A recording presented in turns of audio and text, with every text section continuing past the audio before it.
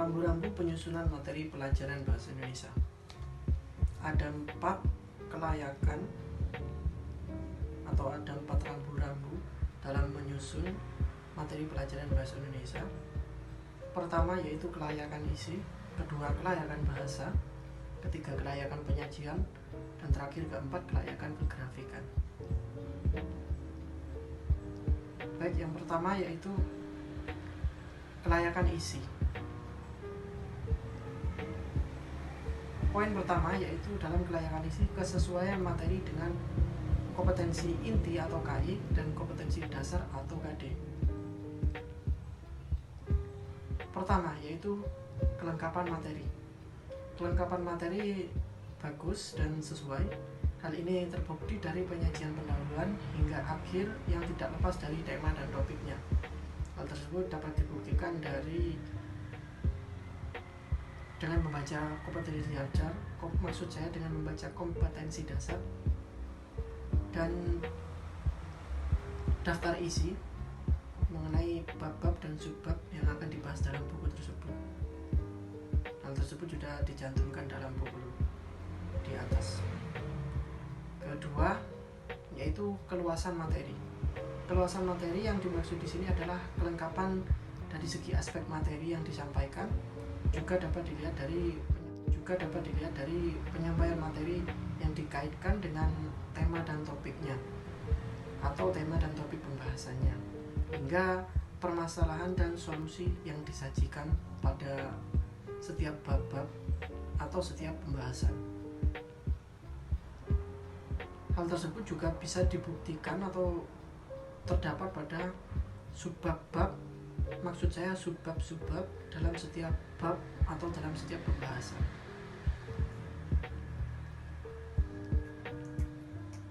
Berikutnya yaitu kedalaman materi.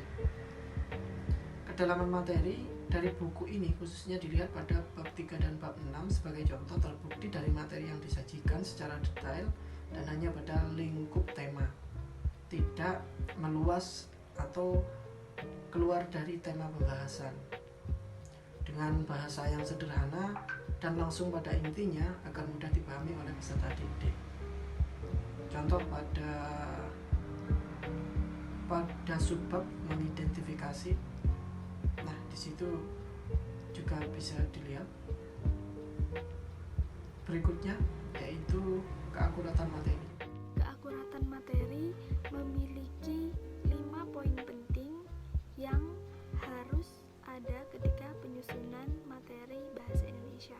Yang pertama adalah akurasi konsep dan materi, yang kedua adalah akurasi prinsip, yang ketiga adalah akurasi prosedur, yang keempat adalah akurasi contoh, fakta, dan ilustrasi, serta yang terakhir adalah akurasi soal. Poin yang pertama adalah akurasi konsep dan materi, di mana akurasi konsep dan materi ini dapat dilihat dari sajian tema secara jelas dan menggunakan bahasa yang mudah dipahami oleh peserta didik, juga membahas lingkup kompetensi dasar yang ada tanpa melebar ke bagian-bagian atau materi yang tidak masuk dalam pembahasan. Yang kedua adalah akurasi prinsip, di mana akurasi prinsip ini dapat dilihat dari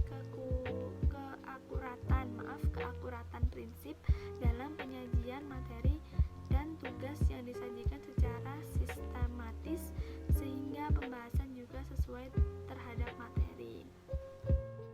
Lalu yang ketiga adalah akurasi prosedur, di mana akurasi prosedur ini dapat dilihat dari keakuratan prosedur penyampaian materinya yang harus runtut dan harus sesuai dengan tema yang ada, lalu tidak melebar ke pembahasan lain agar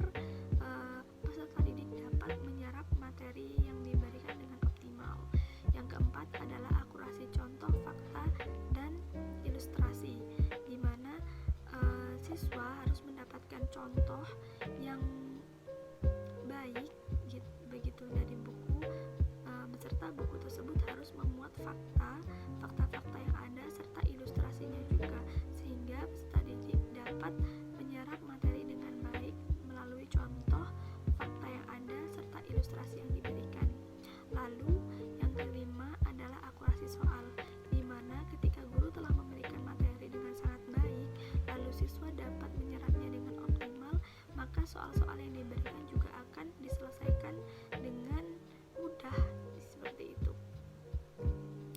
Lalu dari siswa sendiri dapat mengaplikasikannya itu juga dengan baik, dengan benar. Dari pendukung pembelajaran, yang pertama keterkinian fitur, contoh, dan rujukan. Keterkinian fitur, contoh, dan rujukan terbukti dari sajian materi dengan mengikuti perkembangan zaman. Fitur yang digunakan juga semakin mudah diakses, juga menggunakan contoh-contoh terkini beserta rujukan yang terbaru juga. 2. Penalaran. Penalaran dalam penyampaian materi diperlukan agar mudah dicerna oleh peserta didik. Biasanya dapat dilihat dari materi yang berhubungan dengan contoh. 3. Pemecahan masalah. Kandungan dalam buku harus mencakup pemecahan masalah agar kognitif dari siswa berkembang. Dalam buku ini, pemecahan masalah dapat dilihat dari soal yang diberikan, yang solusi dari soal tersebut terletak pada materi hingga sikap berpikir kritis dari peserta didik berkembang. 4. Komunikasi. Komunikasi dalam buku tertera dari materi yang disajikan hingga mudah dipahami oleh peserta didik. Komunikasi yang baik di sini adalah di mana materi yang disampaikan dapat memahamkan siswa dengan bahasa yang jelas. 5. Penerapan. Penerapan dalam buku terdapat dari latihan soal yang diberikan guru untuk mengasah kemampuan siswa. 6. Kemenarikan materi. Kemenarikan materi terlihat dari buku pada segi sistematikanya dan cara penyampaiannya yang disesuaikan oleh peserta didik. Juga dapat dilihat dari contoh-contoh yang menarik, dapat berupa cerita yang inspiratif dan semacamnya. 7. Mendorong untuk mencari informasi lebih jauh. Hal ini dapat dilihat dari latihan soal yang ada, di mana ketika soal yang didapat tidak menemukan jawaban, maka timbul rasa ingin bertanya pada guru atau sejenisnya hingga informasi yang diterima pun lebih banyak. 8. Materi pengayaan merupakan materi yang dirancang untuk menambah wawasan dan pengetahuan terkait materi, pembahasan, soal, dan rujukan. Kelayakan bahasa. Jadi kelayakan bahasa sendiri memiliki 4 poin penting, yaitu yang pertama adalah kesesuaian dengan perkembangan peserta didik, yang kedua adalah kekomunikatifan dan kesesuaian dengan kaidah bahasa Indonesia, dan yang ketiga adalah kesatuan gagasan, serta yang terakhir adalah kepaduan gagasan.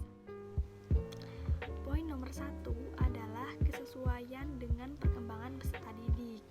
Nah, butir pertama itu berisi mengenai kesesuaian dengan tingkat perkembangan berpikir peserta didik, di mana bahasa yang digunakan untuk menjelaskan konsep, pola, contoh, ilustrasi, maupun tugas, baik abstrak maupun konkret, harus mudah dipahami oleh peserta didik agar materi yang diserap oleh peserta didik itu optimal. Nah, butir yang kedua berisi kesesuaian dengan tingkat perkembangan sosial emosional peserta didik. Lagi-lagi bahasa yang digunakan untuk menjelaskan konsep, pola, contoh, ilustrasi, dan tugas, baik yang abstrak maupun konkret, tidak terpengaruh adanya unsur kekerasan, pornografi, pelecehan, dan hal-hal negatif yang lainnya agar tidak mempengaruhi emosional dari peserta didik. Poin yang kedua adalah kekomunikatifan dan kesesuaian dengan kaidah bahasa Indonesia.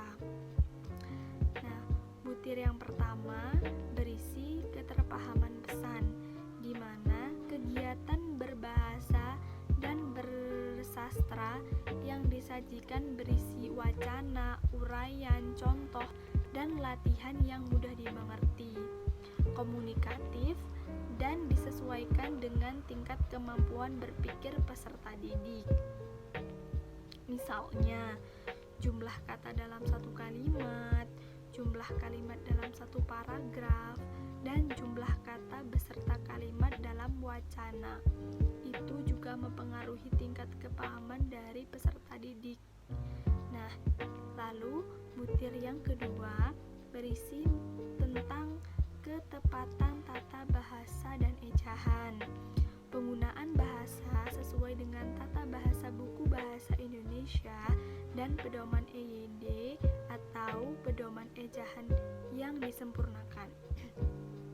Kecuali siswa tersebut masih duduk di bangku kelas 1 SD ataupun kelas 2, karena mereka yang masih duduk di bangku kelas 1 atau kelas 2 belum memahami atau mengindahkan adanya ejaan atau tata letak dari seperti tanda titik atau koma seperti itu. Nah, selanjutnya butir ketiga berisi tentang kebakuan istilah dan simbol. Istilah dan simbol yang digunakan mengacu pada bahasa Indonesia buku dan bidang ilmu tertentu. Apabila ditemukan istilah bahasa asing atau kata-kata bahasa daerah, maka dituliskan dengan padanannya dalam bahasa Indonesia. Jika tidak ada padanannya dalam bahasa Indonesia, istilah asing dan kata-kata daerah itu dituliskan dengan huruf bercetak miring. Yang ketiga adalah kesatuan gagasan. Butir yang pertama mengenai keutuhan makna dalam bab, di mana pesan atau materi yang disajikan dalam satu bab mencerminkan kesatuan tema.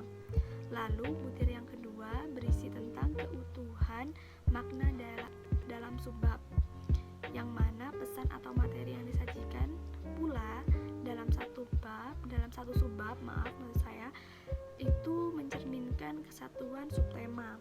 Lalu butir yang ketiga adalah keutuhan makna dalam paragraf.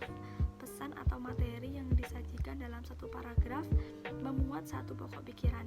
Nah, di sini kita bisa lihat ya, semuanya harus runtut, mulai dari bab, subbab, paragraf hingga tema itu memiliki kesinambungan sehingga peserta didik dapat memahami materi dengan optimal. Poin yang terakhir adalah kepaduan gagasan, di mana butir pertamanya adalah kebertautan antar bab dan dalam satu buku, yang mana menyampaikan pesan antara satu bab dengan bab lain dalam satu buku mencerminkan keruntutan dan terkaitan isi atau berkesinambungan. Nah, butir yang kedua berisi kebertautan antar subbab dan dalam satu bab. Penyampaian pesan antara satu subbab dengan subbab lain dalam satu bab mencerminkan kesatuan tema, kesatuan subtema dalam subbab, dan kesatuan pokok pikiran dalam satu paragraf. Butir yang ketiga, kebertautan antara paragraf dalam subbab menyampaikan pesan antara paragraf dan berkatan dalam satu subbab, mencerminkan keruntutan dan keterkaitan isi. Butir yang terakhir adalah kebertautan antar kalimat dalam satu paragraf, di mana penyampaian pesan antar kalimat dalam satu paragraf mencerminkan keruntutan dan keterkaitan isi. Nah, dapat disimpulkan bahwa kepaduan gagasan di sini adalah tentang kesinambungan atau keterkaitan isi antara bab dengan bab yang lain, subbab dengan subbab yang lain, lalu paragrafnya, lalu temanya. Mereka harus menyajikan materi yang runtut, yang sesuai agar peserta didik dapat memahaminya dan menyerap materi yang diberikan dengan baik, serta dapat mengerjakan tugas-tugasnya, serta mempraktikkan apa yang telah diserap dari buku. Seperti itu. Berikutnya yaitu analisis kelayakan penyajian pada buku siswa SMP atau MTS kurikulum 2013 terbitan Kemendikbud. Adapun kelayakan yang pertama, butir pertama yaitu teknik penyajian. Dalam teknik penyajian ada kurang lebih 4 poin. Yang pertama yaitu kekonsistenan, sistematika. Diawali dari pertama, yaitu peta konsep disajikan pada bagian awal bab yang berupa uraian tujuan pembelajaran, yaitu terletak pada awal bab. Dan kemudian pendahuluan atau apresiasi berupa gambaran-gambaran kumpulan buku cerita dengan mendeskripsikan tujuan, tipe, dan fungsi teks cerita. Nah, itu terletak pada halaman 52. Berikutnya dan yang terakhir terdapat refleksi dalam penutupan bab, yaitu berupa kegiatan literasi, terletak pada halaman 85, yaitu merupakan membuat laporan membaca buku kumpulan cerpen.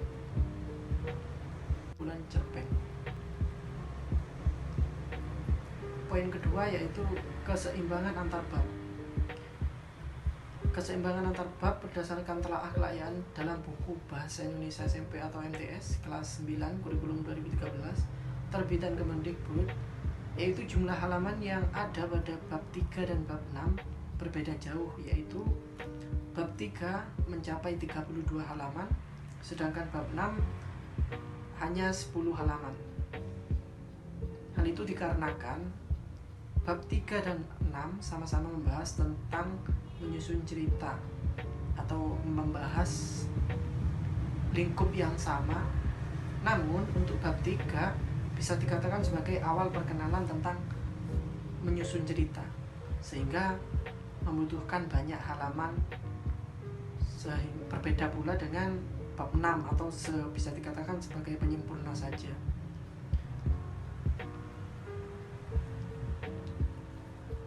Jadi wajar jika pada bab 6 hanya terdapat 10 halaman saja.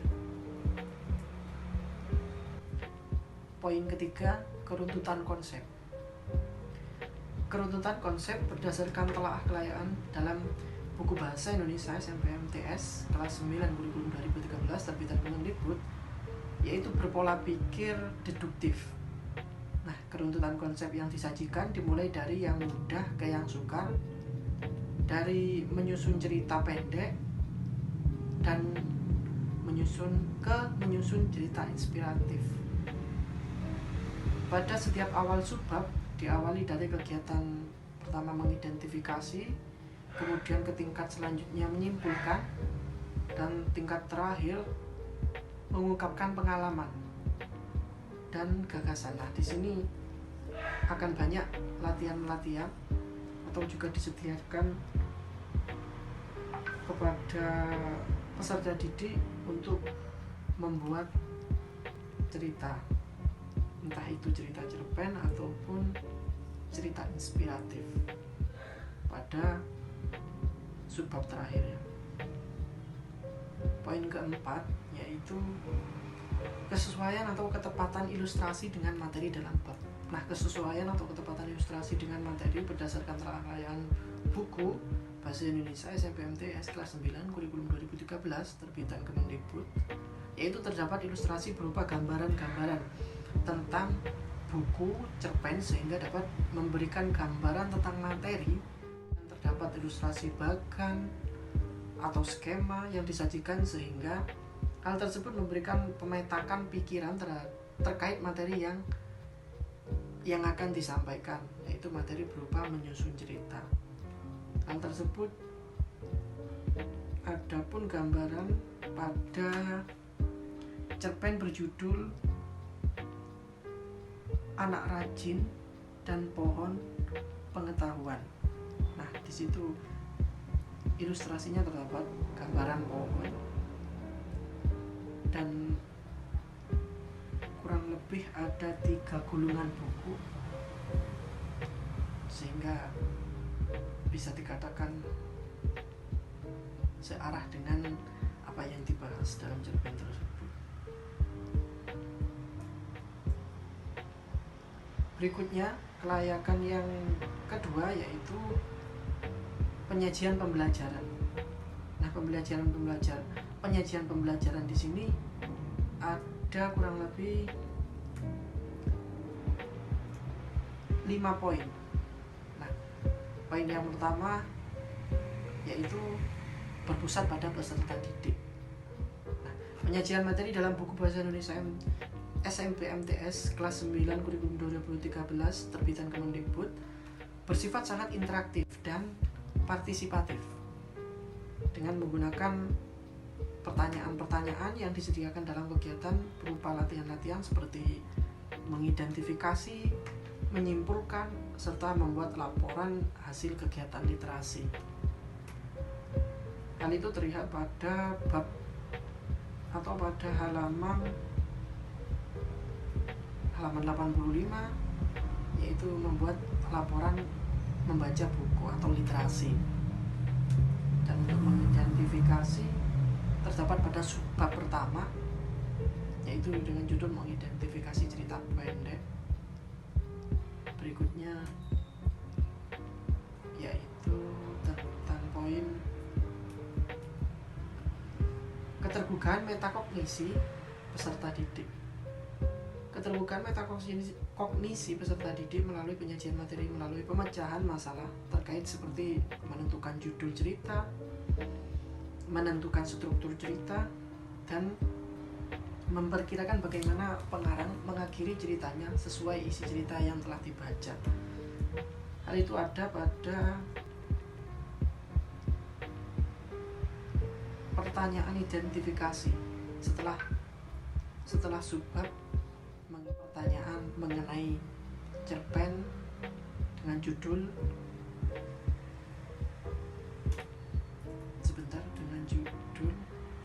Anak Rajin dan Pohon Pengetahuan.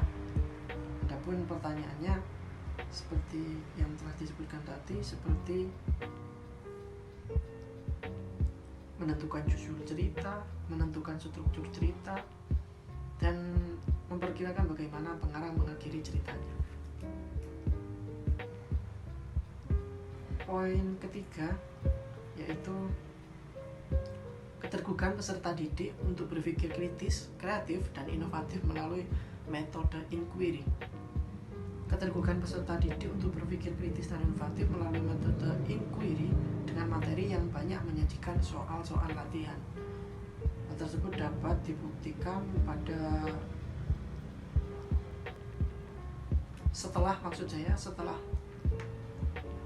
setelah diberikan tugas mengidentifikasi cerita cerpen berjudul Anak Rajin dan Pohon Pengetahuan tersebut. Terakhir, terdapat latihan-latihan soal seperti pertanyaan mengidentifikasi. Yang berikutnya terdapat pada halaman 77. Terdapat juga latihan kata atau kalimat ekspresif setelah membaca beberapa poin-poin sebelumnya.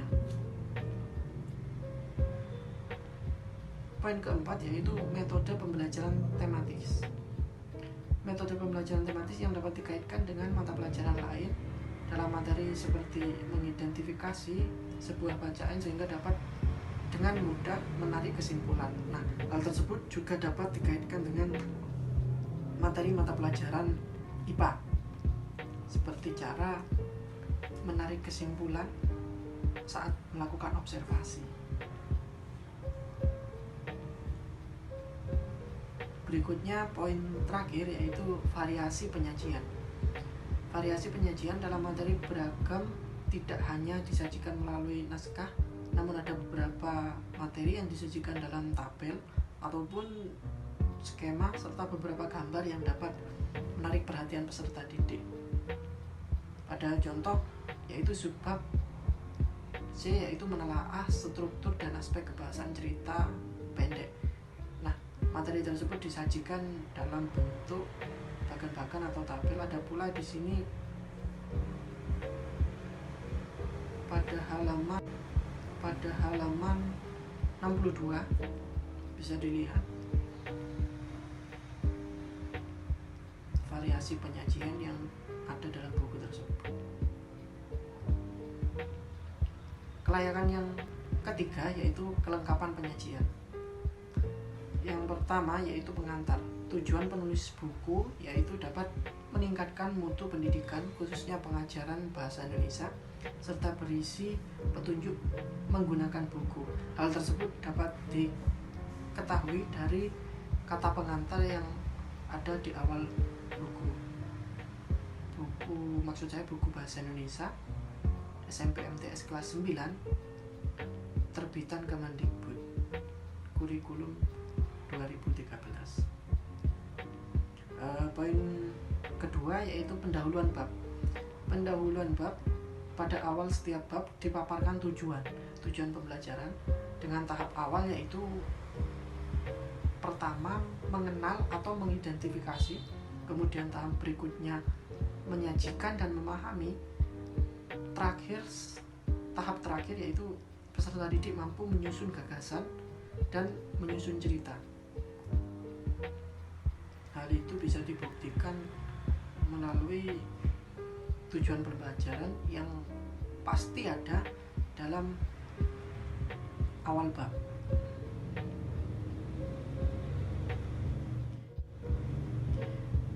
Keempat yaitu daftar isi. Daftar isi memuat keseluruhan judul bab mulai dari bab pertama sampai bab terakhir yaitu bab 6 serta mencakup subbab termasuk pengantar, daftar isi, daftar pustaka, bahkan juga glosarium dan profil. Nah, hal tersebut ada pada daftar isi. Kelima, uraian isi tiap bab atau unit. Uraian isi tiap bab atau unit berdasarkan telaah kelayakan dalam buku bahasa Indonesia SMP MTS kelas 9 kurikulum 2013 terbitan Kemendikbud. Topik-topik telaah, maksud saya topik-topik telah sesuai dan mencakup keseluruhan yang terdapat dalam daftar isi. Jadi seluruh topik yang ada dalam buku mencakup keseluruhan yang ada pada daftar isi. Poin keenam yaitu glosarium. Penyantuman istilah-istilah penting yang ada dalam teks dilampirkan pada bagian terakhir buku setelah daftar pustaka, yaitu pada halaman 162 sampai 168.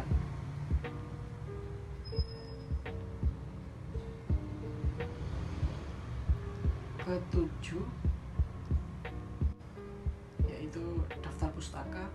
Daftar pustaka diletakkan di halaman 159 sampai 161. Semua rujukan baik bersumber dari buku, jurnal, tesis, buku, dan internet telah disusun secara alfabetis serta mengikuti tata cara penulisan daftar pustaka yang benar. Hal tersebut bisa dilihat pada daftar pustaka setelah, maksud saya di akhir buku tersebut. Poin ke-8, daftar indeks subjek dan orang. Tidak terdapat dalam daftar indeks baik dalam daftar isi maupun di dalam buku tersebut, tidak ditemukan ya. Ke-9 yaitu identitas tabel dan gambar. Nah, banyak tabel dan gambar yang tidak disertai identitas. Hanya terdapat beberapa tabel dan gambar dalam setiap bab yang memiliki identitas namun hanya mencantumkan sumbernya saja. Hal tersebut dapat dibuktikan dari beberapa gambar. Contoh yaitu pada awal bab, pada gambar-gambar kumpulan cerita-cerita, maksud saya kumpulan buku cerita.